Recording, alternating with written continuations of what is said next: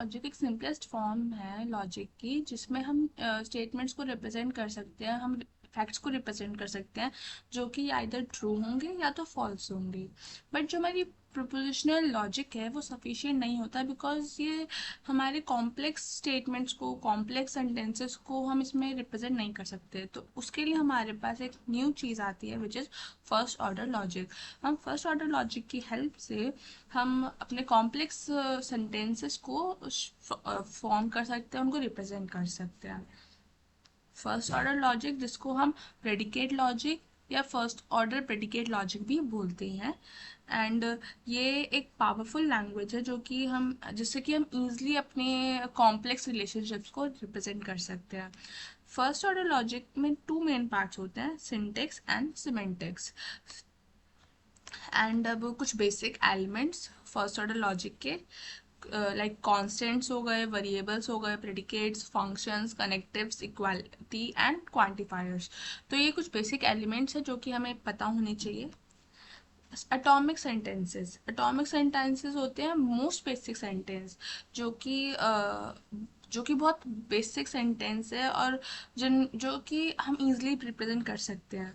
इनको हम रिप्रेजेंट कर सकते हैं एज प्रेडिकेट, और फिर ब्रैकेट में उनकी term one term two. Like example है यहाँ पे, Ravi and Ajay are brothers. So यहाँ पे हमारा जो प्रेडिकेट है वो है कि हमारा relation, predicate is the relation. तो यहाँ पे हमारा रिलेशन क्या है कि ये दोनों ब्रदर्स हैं, तो हमने प्रेडिकेट को लिखा आगे ब्रदर्स, एंड हमने ब्रैकेट में लिखे हमारी टर्म्स, हमारे subjects Ravi and Ajay. Similarly Chinki is a cat, तो कैट चिंकी। अब बात है हमारे complex sentences. Complex sentences are made by combining atomic sentences using connectives. अब हमारे पास मल्टीपल एटॉमिक सेंटेंसेस है, अब हमें उन मल्टीपल सेंटेंसेस को कंबाइन करना है, तो हम उसके लिए कनेक्टिव्स यूज करते हैं, और इसी उसी को हम कॉम्प्लेक्स सेंटेंसेस बोलते हैं। फर्स्ट ऑर्डर लॉजिक्स जो स्टेटमेंट्स होती हैं उनमें दो पार्ट होते हैं, सब्जेक्ट एंड प्रेडिकेट। सब्जेक्ट होता है हमारा मेन पार्ट, एंड प्रेडिकेट होता है हमारा रिलेशन। लाइक यहाँ पे लिखा है x इज एन इंटीजर, तो x is our subject and is an integer which is showing हमें relation between x is predicate. अब आते हैं हमारे quantifiers in first order logic. Quantifiers जो होते हैं वो जनरेट करते हैं क्वांटिफिकेशंस को, स्पेसिफाई करते हैं कि वो क्या है, क्वांटिटी क्या है स्पेसिमेन की। अभी हम एग्जांपल देखेंगे तो हमें और अच्छे से क्लियर होगा। हमारे टू टाइप से क्वांटिफायर होते हैं, universal quantifier and existential quantifiers. Universal quantifier को हम पढ़ सकते हैं as for all, everyone, everything. And existential quantifiers को हम पढ़ सकते हैं फॉर सम या एटलीस्ट वन। सो पहले हम यूनिवर्सल क्वांटिफायर्स को पढ़ते हैं। यूनिवर्सल क्वांटिफायर हमें स्पेसिफाई करते हैं कि जो स्टेटमेंट है अपनी रेंज में ट्रू है फॉर एवरीथिंग और एवरी इंस्टेंस।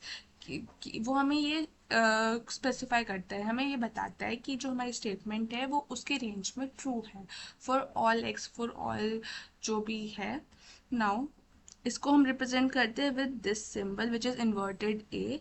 एंड हम इसके लिए कौन सा कनेक्टिव यूज़ करते हैं, इसके लिए हम इम्प्लीकेशन यूज़ करते हैं। ओके, फॉर एग्जांपल जैसे यहाँ पर है, यहाँ पे हमें एग्जांपल में दे रखा है all man drink coffee, all man drink coffee. तो हम इसके लिए बना सकते हैं कि for all X where X is a man, for all X where X is a man, फिर इम्प्लीकेशन देन ड्रिंक, ड्रिंक करते हैं क्या, एक्स विच इज सब्जेक्ट, और क्या पीते हैं, coffee. Okay, so this will be read as there are all X where X is a man, सारे X के लिए जो कि कॉफी पीते हैं। नाउ आगे हम देखते हैं एग्जिस्टेंशियल क्वांटिफायर्स। एग्जिस्टेंशियल क्वांटिफायर्स हमारे क्या होते हैं, जो कि हमें स्पेसिफाई करते हैं, जो कि एक्सप्रेस करते हैं कि जो स्टेटमेंट है अपने स्कोप में वो एटलीस्ट एक बार ट्रू है। अपने स्कोप में वो जो स्टेटमेंट है वो एटलीस्ट एक बार ट्रू है, तो उसको उसको हम रिप्रेजेंट करते हैं यूजिंग एग्जिस्टेंशियल क्वांटिफायर्स। इसको हम इस सिंबल से डिनोट करते हैं which is inverted E. And इसके लिए हम क्वांटिफाई यूज करते हैं एंड या फिर conjunction symbol which is this. ठीक है, नाउ हम इसको पढ़ेंगे कैसे, लाइक अगर हमें ये दे रखा है तो हम इसे पढ़ेंगे कि देयर एग्जिस्ट अ एक्स, या फिर फॉर सम एक्स, हम इसको ऐसे रीड करेंगे। अब like some boys are intelligent, अब सम बॉयज आर इंटेलिजेंट तो हमने यहाँ पे क्या लिखा, this symbol existential quantifier of x where x is a boys x, and फिर हमने यूज किया अपना एंड इंटेलिजेंट एक्स, एक्स क्या है, बॉयज है, सो इसको हम पढ़ेंगे देयर आर सम एक्स, कुछ एक्स हैं जहाँ पे x is a boy who is intelligent. तो हमें समझ आया कि हमें यूनिवर्सल क्वांटिफायर के लिए इम्प्लीकेशन यूज करना है और हमें एग्जिस्टेंशियल क्वांटिफायर के लिए एंड यूज करना है। ये कुछ बेसिक प्रॉपर्टीज है कि for all x for all Y similar to for all Y for all X, for some x and for some y similar to for some y and some x, and but for some x and for all y is not similar to for all y and some x, okay। ये हमें mind में रखना है। अब यहाँ पे कुछ example से हम बेसिक बेसिक एग्जांपल देख लेते हैं कि यहाँ पे एग्जांपल है every man respects his parents, every man respects his parents. So यहाँ पे एवरी मैन है तो हमें पता है कि हमें यूनिवर्सल क्वांटिफायर यूज करना है, तो फॉर ऑल एक्स, और अब हमारा एक्स यहाँ रिप्रेजेंट कर रहा है हमारे मैंस को, मैन को सॉरी। सो हमने लिखा for all X where man, X is a man, and वो क्या करते हैं, रिस्पेक्ट करते हैं अपने पेरेंट्स को। तो रिस्पेक्ट कौन करता है, मैन करता है, किसको, अपने पेरेंट्स को। ऐसे हम इसको रिप्रेजेंट करेंगे। बाकी एग्जांपल्स आप अपने आप देख लेना। अब हम पढ़ेंगे forward चेनिंग। Forward chaining is a form of reasoning which starts with atomic sentences in the knowledge base and applies inferences rules in forward direction to extract more data until a goal is reached। तो forward चेनिंग क्या होती है, हम start करते हैं with most basic sentences, atomic sentences, and फिर हम उसमें अप्लाई करते हैं अपने इन्फ्लुएंसेस रूल को और हम फॉरवर्ड डायरेक्शन में बढ़ते जाते हैं, और जो हमारे पास नॉलेज है हम उसे कलेक्ट कर करके हम अपने गोल पर पहुंचते हैं, ठीक है। तो नाउ फॉरवर्ड चेनिंग एल्गोरिथम जो है वो स्टार्ट करते हैं विद नोन फैक्ट्स जो हमें पता है, एंड देन सारे नोन फैक्ट्स को मिलाकर और हम आगे के और कंक्लूजन को बनाते हैं, एंड देन हम अपने प्रॉब्लम को सॉल्व करते हैं। ये टॉप डाउन अप्रोच, सॉरी ये अप डाउन अप अप्रोच है जो कि बॉटम से जाती है और टॉप तक जाती है प्रोसेस, जिसमें हम क्या करते हैं, हम कंक्लूजन बनाते हैं based on the known facts, okay. Now like हमारे पास एक एग्जाम्पल है, as per the law it's a crime for American to sell weapon to hostile nation, ठीक है, ये हमें पता है। नाउ कंट्री ए जो कि एनिमी है of America has some missiles and all the missiles were sold to it by Robert who is an American citizen. तब हमें प्रूव करना है कि जो रॉबर्ट है वो क्रिमिनल है। इसको प्रूव करने के लिए पहले हमने देखा कि हमारे पास नोन फैक्ट्स क्या है। नोन फैक्ट्स है कि क्राइम है for American to sell weapon to hostile nation. इसकी हमारी इक्वेशन क्या बनेगी, अमेरिकन, लेट अमेरिकन भी एक अमेरिकन है और उसके पास वेपन है क्यू, एंड उसने सेल करा अमेरिकन पी ने वेपन्स को to R which is the other nation, and जो आर अदर नेशन है वो हॉस्टाइल नेशन है। तो इसका मतलब क्या, अमेरिकन ने वेपन को विच इज क्यू सेल करा to R hostile nation, it means जो अमेरिकन पर्सन पी है वो एक क्रिमिनल है अकॉर्डिंग टू आर स्टेटमेंट, तो क्रिमिनल पी। अदर हमारे पास दूसरा फैक्ट क्या है, हमें पता है कि country A has some missile, country A के पास कुछ मिसाइल्स हैं, तो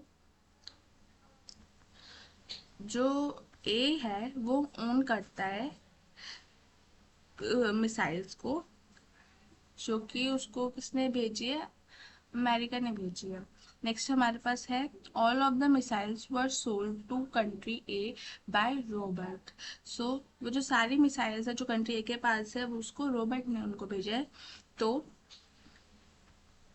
पी ने, जो कि पी हमारा अमेरिकन है, उसने मिसाइल्स को सेंड किया, एंड अब जो हमारी ए कंट्री है, ए नेशन है, वो उन मिसाइल्स को ओन करता है। इट मीन्स उसको बेचा किसने, सेल किया है रॉबर्ट ने पी मिसाइल्स को टू कंट्री या nation A.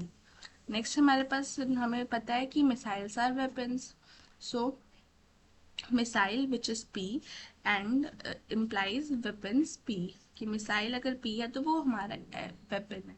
Enemy of America is in hostile nation, हमें ये भी पता है। तो enemy P is, P is nation and P क्या है, एनिमी है अमेरिका का, तो जो पी है हमारा हॉस्टाइल नेशन है। Country A is enemy of America, और अब कंट्री हमारी एनिमी है, तो एनिमी ए कॉमा अमेरिका। रॉबर्ट अमेरिकन है तो अमेरिकन रॉबर्ट। अब हम उसको प्रूव करते हैं।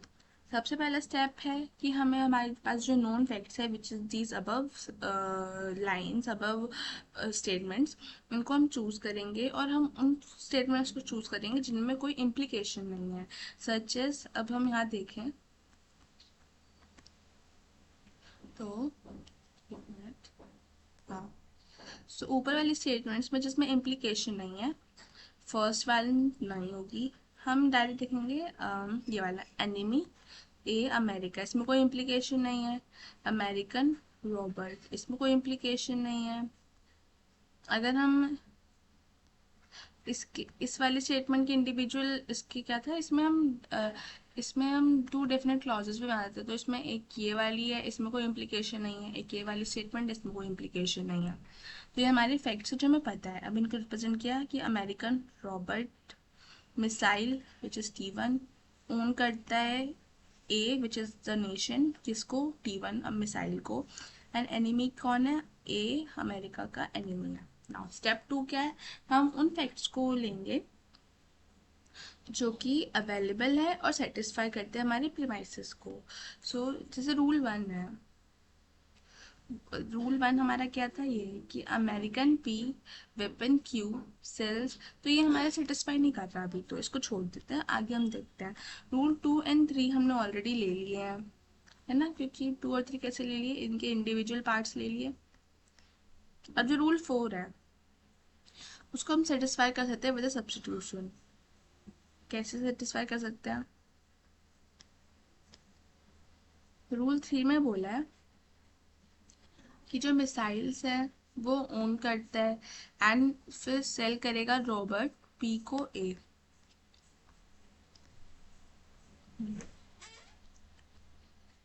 तो जो रॉबर्ट है उसने T1 मिसाइल, जो कि हमने यहाँ देखा मिसाइल T1 है, उसने किसको सेल करी, ए नेशन को सेल करी, ये हमने सब्स्टिट्यूट करा। रूल 6 से हमने क्या वो किया कि जो हॉस्टाइल नेशन ए है उसको हमने ऐड कर दिया। अब हम देखें तो ये हमारा सबसे रूल 1 से ये वाली वो लाइन आई थी। रूल 2 से हमारी क्या लाइन आई है, वेपन T1, हमें पता है कि अगर मिसाइल हमारी T1 है तो वेपन हमारा T1 होगा। एंड अगर हम इन दोनों को ऐड करें, मिसाइल T1 वेपन T1, उसको सेल किया रॉबर्ट ने ए नेशन को, और अगर नहीं नहीं ऐसे नहीं है, हमें यह समझ आया कि इस वाले हमारे स्टेटमेंट से हमें ये वाली स्टेटमेंट इन्फर करी हमने, इन दोनों इस वाले स्टेटमेंट से और इस वाले स्टेटमेंट से हमने ये वाली स्टेटमेंट इन्फर करी कि मिसाइल है हमारी T1 ओन करता है ए T1 को, तो सेल करा रॉबर्ट ने T1 को ए नेशन को। एंड हमने इस वाले स्टेटमेंट से विच इज अमेरिका का जो दुश्मन है वो है ए नेशन, उससे हमने ये इन्फर किया कि जो ए नेशन है वो हमारा हॉस्टाइल नेशन है। हमारा स्टेप 3 क्या है, हम रूल चेक करेंगे, रूल 1 को चेक करेंगे कि वो सेटिस्फाई कर रहा है नहीं कर रहा। अब हमने ये सब तो कर लिया, अब ये वेपन है हमारा T1, रॉबर्ट ने सेल करा T1 को ए को, और ए हमारा हॉस्टाइल नेशन है, और अमेरिकन रॉबर्ट अमेरिकन है। इन चारों से हमने इन्फर किया कि जो रॉबर्ट है वो हमारा क्रिमिनल है, रॉबर्ट हमारा क्रिमिनल है। नेक्स्ट हमारा है बैकवर्ड चेनिंग। बैकवर्ड चेनिंग में हम क्या करते हैं, नेक्स्ट टॉपिक है बैकवर्ड चेनिंग।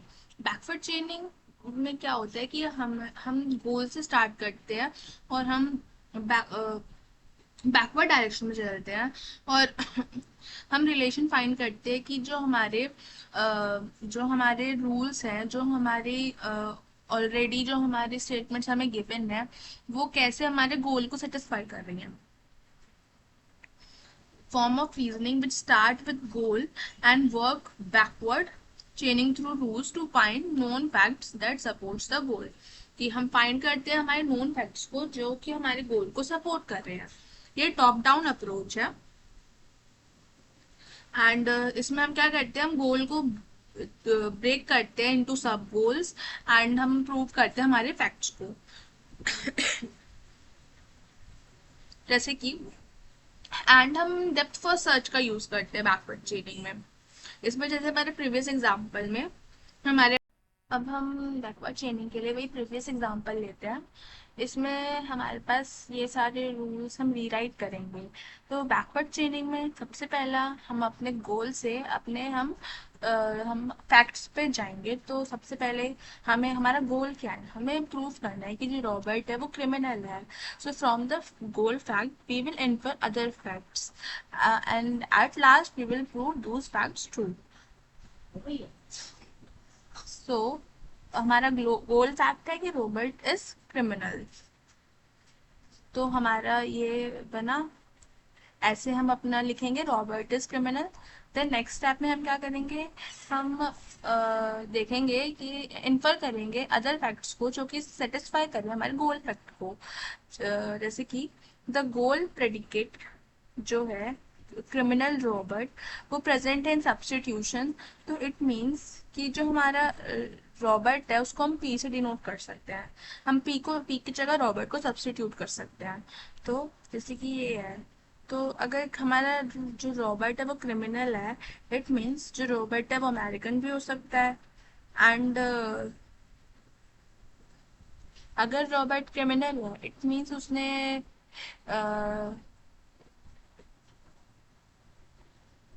अगर we can see American Robert is a fact, ये फैक्ट है। तो ये हमारा यहाँ पे प्रूफ हो रहा है क्योंकि क्रिमिनल हमारा रॉबर्ट है तो रॉबर्ट हमारा अमेरिकन होगा। एंड देन हम देखेंगे मिसाइल वाला फैक्ट कि जो मिसाइल क्यू है इन्फर फ्रॉम वेपन क्यू। तो अगर हमारी मिसाइल है क्यू तो मतलब वो वेपन है क्यू। तो सेटिस्फाई कर रहा है हमारे रूल 5 को। Rule 5 is this. So weapon Q also true है विद द सब्स्टिट्यूशन की T1 हमारा हम क्यू और क्यू की जगह T1 को सब्स्टिट्यूट कर सकते हैं। नेक्स्ट स्टेप 4 है हमारा क्या, कि हम अब इन दोनों फैक्ट्स को प्रूव करें। इन दोनों फैक्ट्स को हम कैसे प्रूव करेंगे। सो हमें पता है कि अब इन्फर कर सकते हैं कि जो हमारी मिसाइल T1 है, जो ये हमने ऊपर अभी हमने प्रूव किया, एंड जो ए नेशन है वो ओन कर रहा है हमारी मिसाइल को, है ना। तो इन दोनों मिला के हमारा क्या बन रहा है, मिसाइल हमारी T1 है, जो ए है वो T1 को ओन करता है। तो दोनों से हमारा बन रहा है कि जो रॉबर्ट है उसने T1 को सेल किया होगा आर नेशन को, है ना, आर को। तो इससे हमारा रूल 4 भी सेटिस्फाई हो गया। Rule 4 is this. इसके बाद स्टेप 5, अब हम इन्फर कर सकते हैं कि जो हमारा एनिमी है, जो ए है वो अमेरिका का एनिमी है। ए और तो इससे हम इन्फर कर सकते हैं फ्रॉम द फैक्ट कि जो हमारा ए है वो हॉस्टाइल नेशन है। अगर ए हमारा हॉस्टाइल नेशन होगा तभी जो ए है वो हमारे अमेरिका का एनिमी होगा, है ना। सो इससे हमारा ये वाला फैक्ट भी ट्रू प्रूव हो गया। इससे हमने अपने बैकवर्ड चेनिंग को प्रूव कर दिया।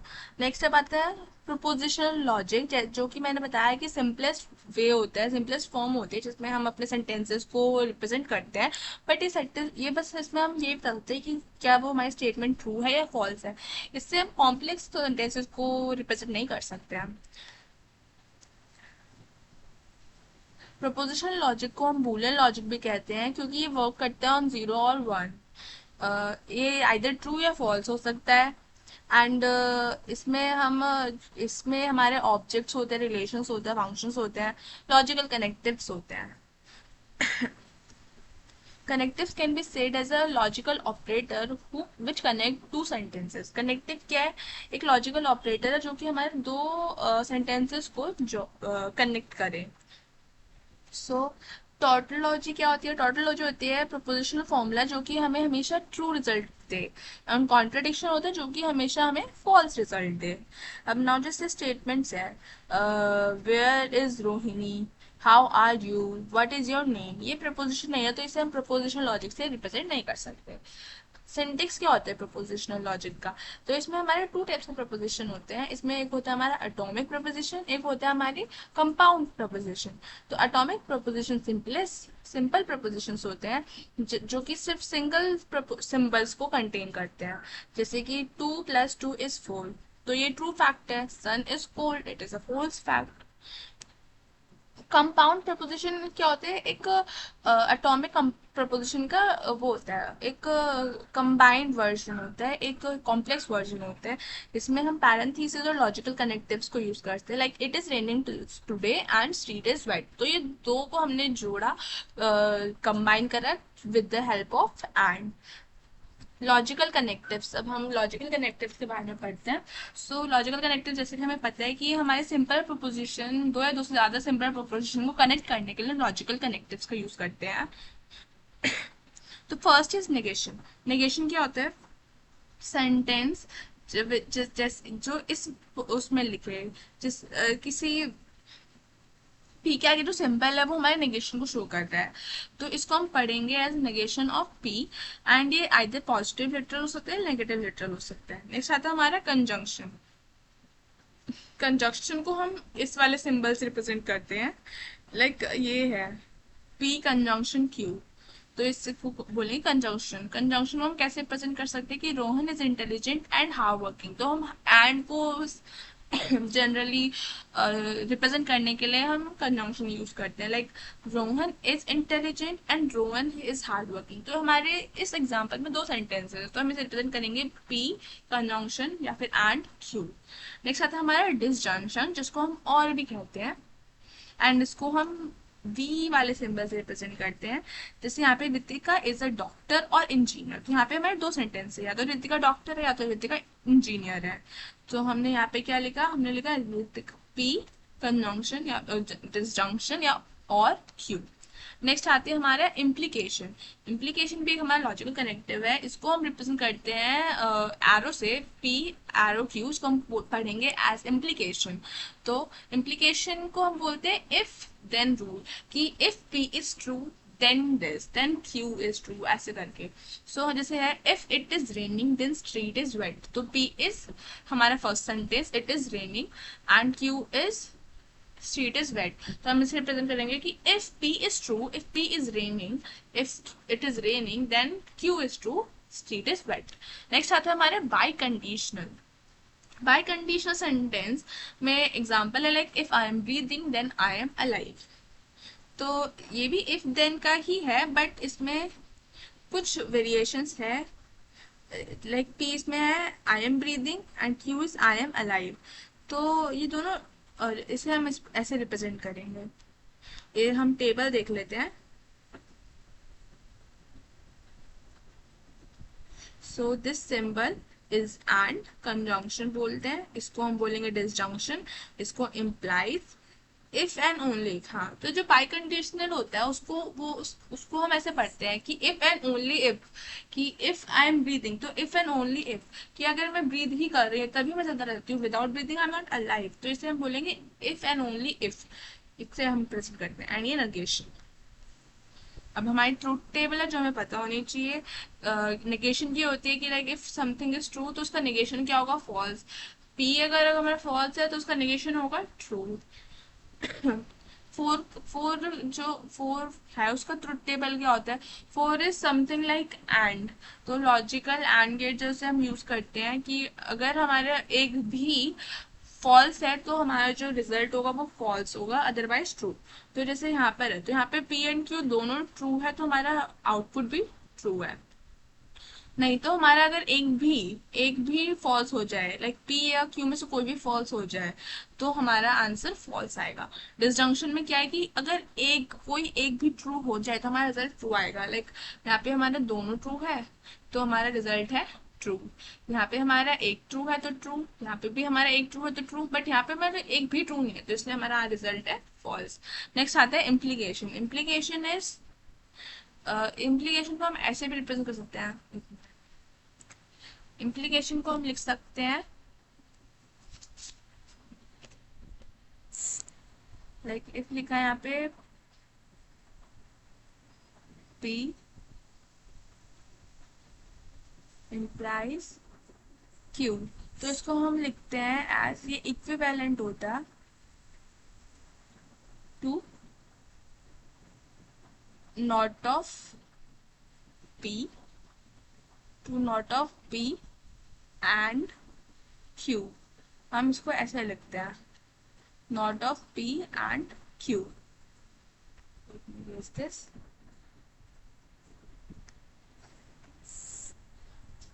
सो implication is not of P and, पहले हम P का एक वो बना लेंगे नॉट ऑफ P करके, एंड अब इन दोनों का कर देंगे एंड, है ना। एंड नहीं, I am really sorry, and नहीं, हमें इसमें और करना होता है नॉट ऑफ P और Q। तो हमें इन दोनों को यहाँ पे करना है और, तो हमें ये मिल जाएगा। एंड बाई कंडीशनल में हमारा क्या होता है, बाई कंडीशनल में हमारा होता है P implies Q और, sorry, and Q implies P, Q implies P। I am sorry, really sorry इस राइटिंग के लिए।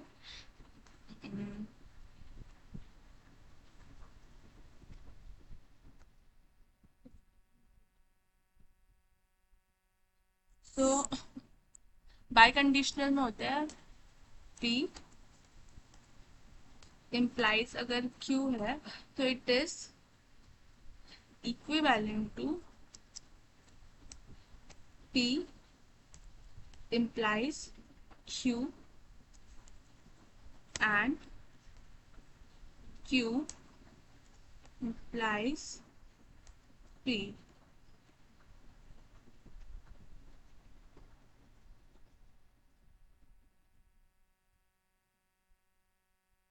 एंड सिमिलरली अगर इम्प्लीकेशन के लिए हमारा होता है P implies Q is equivalent to not of P or Q। Okay,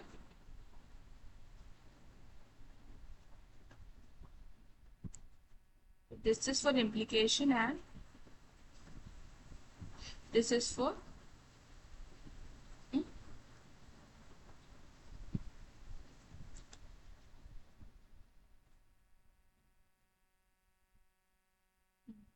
this is for by conditional. और ये हमारी पूरी टेबल है जिसमें हमने सबको रिप्रेजेंट कर रखा है। अब हमारा नेक्स्ट आता है रिजोल्यूशन इन FOL। रिजोल्यूशन हम कैसे रिजॉल्व करते हैं, तो रिजॉल्व ये एक प्रॉब्लम प्रूविंग टेक्निक है जिसमें जिसमें एक नंबर ऑफ स्टेप्स होते हैं जो कि हमें फॉलो करना होता है। इसमें हम क्या करते हैं, हम इसको कैसे प्रूव करते हैं, हम ना पहले जो हमें प्रूव करना है उसको कॉन्ट्राडिक्शन ले लेते हैं, और उसको कॉन्ट्राडिक्शन को करते करते हम अगर उसको फॉल्स प्रूव कर दे तो इट मीन्स कि वो हमारी जो स्टेटमेंट है वो ट्रू है। इसको हम ऑपरेट करते हैं कंजंक्टिव नॉर्मल फॉर्म और कैजुअल फॉर्म के थ्रू। सो कंजंक्टिव नॉर्मल फॉर्म क्या है, ये है, ये नॉर्मल फॉर्म को इसको हम रिप्रेजेंट करते हैं conjunction of clauses steps of resolution. तो हमें ये 4 बेसिक स्टेप्स को परफॉर्म करना होता है। फर्स्ट इज हम कन्वर्ट करते हैं फैक्ट्स को फर्स्ट ऑर्डर लॉजिक में, देन फर्स्ट ऑर्डर लॉजिक को हम CNF में कन्वर्ट करते हैं, कंजंक्शन नॉर्मल फॉर्म में। देन हम सारे स्टेटमेंट्स को नेगेट करते हैं विच नीड टू प्रूव, जिनको हमें प्रूव करना है उनको नेगेट कर देंगे, उनका अपोजिट ले लेंगे एंड फिर एक रेजोल्यूशन ग्राफ को ड्रॉ करेंगे। अब लाइक हमारे पास एक एग्जांपल गिवन है, हम इसी एग्जांपल को लेके हम इसको आगे सॉल्व करते हैं। एग्जाम्पल में हमारे पास कुछ नंबर ऑफ स्टेटमेंट्स है, like John like all kind of food, apple and vegetables are food, anything anyone eats and not killed is food, Anil eats peanuts and still alive, Harry eats everything that Anil eats। अब हमें इन सारे statements को prove करना है bye dissolution. And एक और statement है John like peanuts, हमें इसको प्रूव करना है। सो हमारा गोल है कि हमें प्रूव करना है कि जॉन को पीनट पसंद है। सो स्टेप 1, हमें कन्वर्ट करना है सारे फैक्ट्स को फर्स्ट ऑर्डर लॉजिक में। सो हम पहले हमारा फैक्ट है John like all kind of food. तो जैसे हमने सीखा कि यूनिवर्सल क्वांटिफायर्स को हमें लॉजिकल कनेक्टिव्स को कैसे यूज करना है, उसके थ्रू हम अपने सेंटेंस को फॉर्म करेंगे। जॉन को पसंद है एवरी काइंड ऑफ फूड, तो for all x where x represent कर रहा है हमारे फूड को, क्योंकि जॉन को सारे टाइप का फूड पसंद है। तो लाइक्स जॉन कॉमा एक्स, तो जॉन को हर टाइप का फूड पसंद है। Next statement is apple and vegetables are food. So food हमारा एप्पल है एंड फूड हमारा वेजिटेबल भी है। Next is anything anyone eats and not killed is food. तो anything anyone eat for all x for all y, तो अगर कोई कुछ भी खाएगा, एक्स कॉमा वाई कोई कुछ भी खाएगा, एंड ये this is and not killed, और वो अगर वो एक्स खाकर जो नॉट किल्ड मर कौन नहीं रहा, कोई भी नहीं मर रहा है, मतलब एक्स इज अ मैन, यहाँ पे एक्स रिप्रेजेंट करता है ह्यूमन को, तो यहाँ पे एक्स रिप्रेजेंट करता है ह्यूमन को। तो अगर ह्यूमन कुछ भी खाएगा, वाई इज फूड, सो वो किल नहीं होगा, तो वो हमारा फूड है। Next statement is Anil Yeats peanuts and still alive. तो अनिल ईट्स पीनट्स, तो अनिल पीनट्स खा रहा है and he is alive. Next is Harry eats everything that Anil eats. Next is Harry वो सब खाता है जो अनिल खाता है, कि इफ अनिल एक्स खाएगा देन हैरी भी एक्स फूड को खाएगा।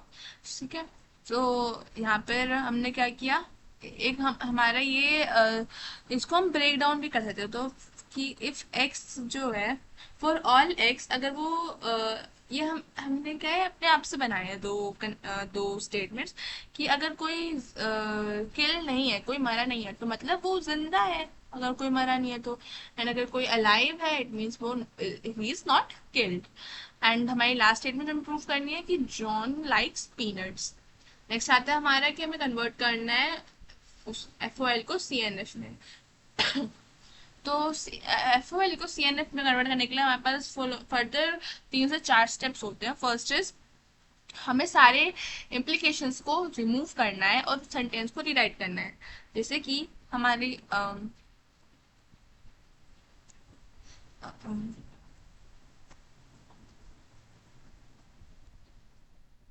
जैसे कि हमारे पहले स्टेटमेंट थी for all x food x implies likes John x. तो अगर हमें सारी इम्प्लीकेशन को रिमूव करना है, तो जब हमें जैसे हमें पता है, अगर हम ऊपर देखें तो जब हम इम्प्लीकेशन रिमूव करेंगे तो हम उसकी जगह क्या लिखेंगे, हम उसकी जगह ये लिखेंगे नॉट ऑफ पी और क्यू। तो अब यहाँ पे हमने जैसे रिमूव किया, तो for all x food implies like ये है ना, तो हम इसकी जगह लिखेंगे नॉट ऑफ पी, जैसे फूड को हमने ले लिया पी, तो नॉट ऑफ पी और लाइक्स जॉन एक्स। आप समझ रहे हो ना कि हमने क्या किया, इम्प्लीकेशन की जगह नॉट, जैसे अगर हमारा पी इम्प्लाइज क्यू है तो उसकी जगह हमने लिखा नॉट ऑफ पी और क्यू। तो हमें ऐसा हर उसमें करना है। अब सेकंड वाले में तो कोई इम्प्लीकेशन का साइन है नहीं, तो सेकंड वाला एज इट इज रहेगा। अदरवाइज जहां जहां हमें दिख रहा है वहां वहां इम्प्लीकेशन को रिमूव कर उसकी जगह उसको रीराइट करेंगे। ठीक है, नाउ इसके बाद हमने जब सारे इम्प्लीकेशंस को रिमूव कर लिया, अब हमें क्या करना है, हमें नेगेशन को इनवर्स मूव करना है। जैसे कि अगर हम ऊपर वाले इसमें देखें, तो जैसे यहाँ पर है नॉट फूड एक्स, हमें इनवर्ड मूव करना है, मतलब अगर आउटसाइड द ब्रैकेट कोई है, जैसे यहाँ पर देखा जाए तो इस ब्रैकेट के बाहर नेगेशन का साइन है, तो इसको हमें इनवर्ड मूव करना है। फर्स्ट स्टेटमेंट तो हमारी एज इट इज रहेगी, सेकेंड स्टेटमेंट भी सेम ही रहेगी। थर्ड स्टेटमेंट में हमने जब नेगेशन को इनवर्ड मूव किया तो not eat x comma y, not eat x comma y, and जब हमने इनवर्ड मूव किया तो जिस यहाँ पर हमारा एंड था तो यहाँ पर वो और बन गया। ठीक है, तो हमारा वो रिवर्स हो गया, एंड था तो वो और बन गया जब हमने इनवर्ड मूव किया। एंड नॉट किल था तो यहाँ पे उसका नॉट का सिंबल हट गया। Okay, got it. Then next हमारा सेम रहेगा, फिर से यहाँ पे नेगेशन, यहाँ पे भी इनवर्ड मूव नहीं करेगा क्योंकि आउटसाइड द ब्रैकेट नहीं है। यहाँ पर नॉट ऑफ एक्स है और यहाँ पे भी नॉट है, तो यहाँ पे सिंगल, सॉरी यहाँ पे क्या हुआ, यहाँ पे आई गेस ये सिंबल नहीं आना चाहिए।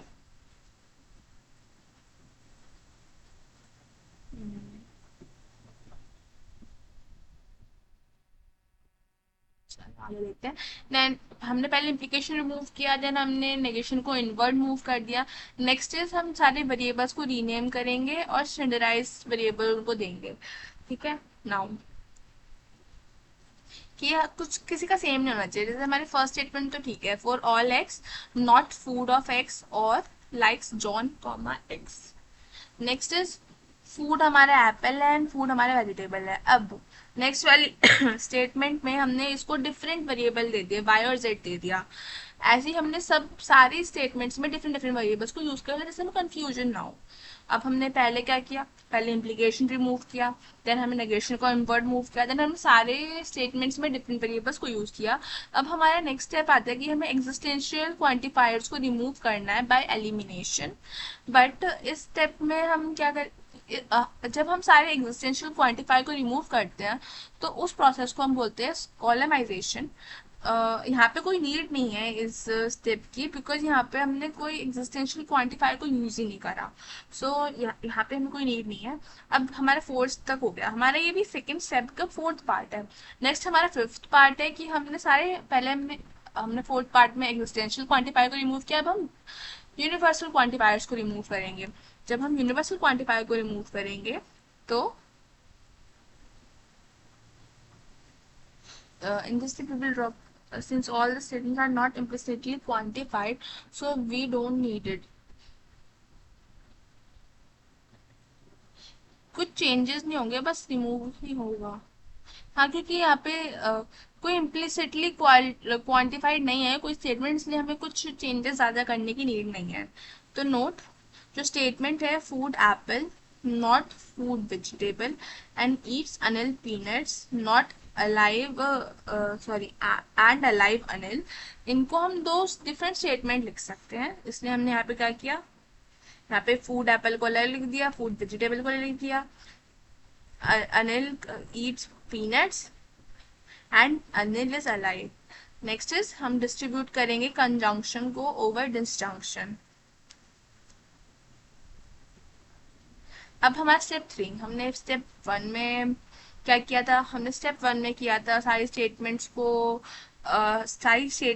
F12 में लिखा था, F12 से CNF में कन्वर्ट किया। अब नेक्स्ट इज हम नेगेट करेंगे स्टेटमेंट जो हमें प्रूव करनी है। तो हमारे को प्रूव करना था कि जॉन लाइक पीनट्स, तो हमने नेगेट कर दिया कि John doesn't like peanuts, not likes John peanut. अब हमें एक रेजोल्यूशन ग्राफ ड्रॉ करना है।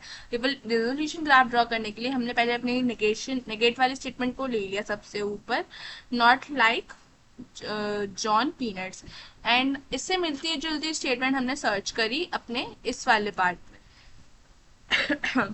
सो इस वाले पार्ट में जब हम देखेंगे तो हमें मिलेगी स्टेटमेंट नॉट फूड एक्स और लाइक्स, मतलब जो हमारा इससे मैच कर जाए। तो हम देखें तो जो हमारी फर्स्ट स्टेटमेंट है नॉट फूड एक्स और लाइक्स जॉन कॉमा एक्स, ये अगर हम देखें तो इन दोनों को जब हम मैच करेंगे तो इससे हमारे जो ये पीछे वाली टर्म है लाइक्स जॉन और एक्स, ये दोनों में सेम है, ये वाली एंड ये वाली, मतलब एक नेगेटिव है एक पॉजिटिव है। तो हम क्या कर सकते हैं, यहाँ पे एक्स की जगह पीनट्स को सब्सटीट्यूट कर सकते हैं। अब हमारा जब हम ये करेंगे तो हमारा अब क्या बचेगा, इन दोनों स्टेटमेंट में से हमने कॉमन निकाल लिया, तब हमारा बस बचा है नॉट फूड एग्स।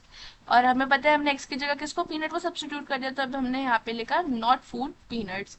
अब हम यहाँ देखेंगे तो not food peanuts, not food peanuts कहाँ मिलेगा हमें not food peanuts, I guess this one statement. हाँ सही है। सो ये वाली जो स्टेटमेंट है, not eats y comma z और किल्ड वाई और फूड एक्स, इसको हम यहाँ लिखेंगे। अब इन दोनों को जब हम वो करेंगे तो हमें समझ आएगा कि हम जेड की जगह पीनट्स को सब्स्टिट्यूट कर सकते हैं। तो जब हम यहाँ पे जेड की जगह पीनट्स को सब्स्टिट्यूट करेंगे तो हमारा क्या बच जाएगा, नॉट फूड पीनट से फूड ऑफ ये तो हट गया। अब मैं not Yeats by comma peanuts और किल बाई, ये हमारा बचा। अब हम इससे मैच करेंगे, इसे जब हम मैच करेंगे कि नॉट ईट्स या किल्ड, तो हम जब मैच करेंगे हमें मिल सकता है, जो मिलेगा नॉट ईट्स अनिल डब्ल्यू, या फिर हम ये भी ले सकते हैं उसकी जगह, या तो ये ले लो या तो अनिल ईट पीनट्स। हमने क्या लिया है यहाँ पर, हाँ हमने लिए ईट्स अनिल पीनट्स, ये लिया है। अब हम इस दोनों को कंपेयर करेंगे, इस वाली स्टेटमेंट को, तो not eats y comma peanuts eats Anil comma peanuts, तो वाई की जगह हमने सब्स्टिट्यूट कर दिया अनिल को, अनिल को सब्स्टिट्यूट कर दिया, तो यहाँ पे हमारा आया किल्ड अनिल, किल्ड अनिल पे हमने दोबारा कोई दूसरे स्टेटमेंट को पिक करा, देन हमें ये स्टेटमेंट मिली जो मिलती जुलती है कि नॉट अलाइव के और नॉट किल्ड के की जगह अनिल को जब हमने वो किया तो नॉट अलाइव अनिल हमारा बचा। Not alive Anil it means Anil is alive, अगर अनिल अलाइव है तो hence proof. One last topic left which is rules of inference, rules of inference। inference is generating the conclusion from evidence and fact, कि हमारे पास जो evidence facts available है उससे हमें conclusion निकाल लें तो इसको हम इन्फ्रेंस कहते हैं। सो हमने कुछ रूल्स तो पढ़ ही लिए, लाइक इम्प्लीकेशन हमने पढ़ लिया, जो कि पी इम्प्लाई क्यूज, जिसको बोलते हैं कि if P is true then Q is true. एक हमने कन्वर्स पढ़ लिया, कन्वर्स इज कुछ नहीं कि इम्प्लीकेशन का अपोजिट, कि if P is Q then if P is true then Q is true. अब हम उसे कन्वर्स कर दें, मतलब इफ क्यू देन पी, ऐसे।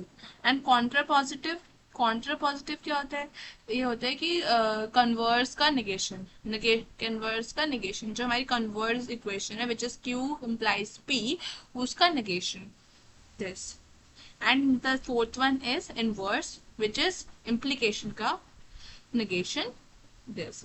तो ये 4 बेसिक रूल्स है जो हमें पता होना चाहिए, implication, converse, contrapositive, implication, and ये इसके ट्रुथ टेबल है। अब जो मेन रूल्स है जो हमें पढ़ने हैं एक्चुअल में वो पढ़ते हैं। First is modus ponens. Modus ponens is the rule जो कि जिसमें हम क्या करते हैं, हमें ये स्टेट करते हैं कि if P and P imply Q is true, if दोनों ट्रू है, P और P इम्प्लाई Q दोनों ट्रू है, देन हम इन्फॉर कर सकते हैं कि हमारा Q भी ट्रू होगा। जैसे हम इस इक्वेशन में देखें तो P इम्प्लाई Q भी ट्रू है एंड P भी ट्रू है, तो देयरफॉर हमारा Q भी ट्रू होगा। इसकी टेबल ऐसी बनेगी। नेक्स्ट आता है मॉडस टॉलेंस। इसमें क्या होता है, इसमें हम बोल रहा है, इसमें हम कहते हैं कि if P imply Q is true and negation of Q is true, कि P इम्प्लाई Q तो ट्रू है ही, negation of Q is also true, then हम बोल सकते हैं कि negation of P is also true। P imply Q is true, negation of Q is true, then negation of P is also true। Next is hypothetical syllogism। जो भी पढ़ेंगे इसको। सो इसमें हम कहते हैं, इसमें हम ये स्टेट करते हैं कि इफ P इम्प्लाई R अगर ट्रू है, whenever P imply Q is true, जब अगर हम P इम्प्लाई R हमेशा ट्रू होगा इफ P इम्प्लाई Q भी ट्रू है और Q इम्प्लाई R भी ट्रू है। You know, if you have my home key then you can unlock my home, which is P imply Q. If you can unlock my home, then you can take my money. Q implies R. तो अगर आपके पास की है तो आप मेरा घर unlock कर सकते हैं, अगर आप मेरा घर अनलॉक कर सकते हैं तो आप मनी ले सकते हैं. तो if you have my home key, अगर आपके पास मतलब पी जो है, if you have my home key, then आप मनी ले सकते हैं, you can take my money. तो पी इम्प्लाइज आर. तो इससे हमें क्या समझ आया कि if p imply q and q imply r is true, then p implies r is also true. Next is disjunctive syllogism. इसमें हम कहते हैं कि if P or Q is true, P or Q is true and not of P is true, then Q will be true. कि हमारा P और Q दोनों true है and not of P भी हमारा true है, तो हमारा Q भी true होगा. Today is Sunday और Monday, तो this is what P और Q. Sunday और Monday. Today is not Sunday, तो मतलब not of P. Not of P, तो it means today is Monday, तो Q true है, it means है ना. Next is addition. एडिशन एक कॉमन रेफरेंस रूल है जो कि कहता है कि इफ अगर हमारा पी ट्रू है तो पी और क्यू भी ट्रू होगा. Next is simplification. Simplification rule कहता है कि if P and Q is true तो क्यू देन क्यू, और अगर P एंड Q ट्रू है तो क्या तो हमारा Q ट्रू होगा या तो हमारा P ट्रू होगा.